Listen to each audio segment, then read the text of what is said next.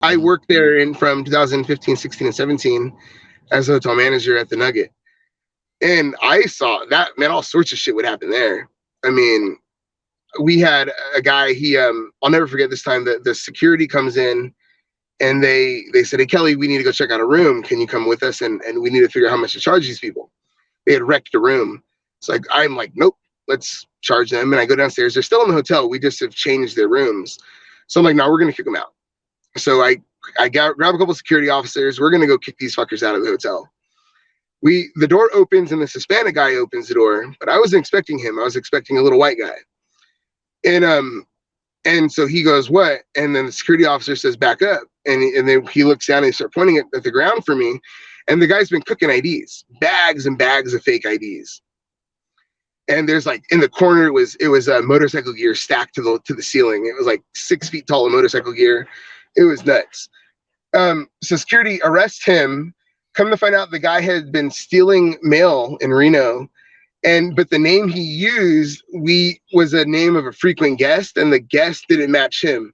It was a 6'8", 340-pound black man, and this guy was like smaller than you. And so they go to arrest him, and so we call police, and we're there for hours, dude. Like they're cataloging all of this stolen stuff, and he finally comes back to the desk, and he never shows up at the room, which is nuts. 6 hours later, he never comes back to the room.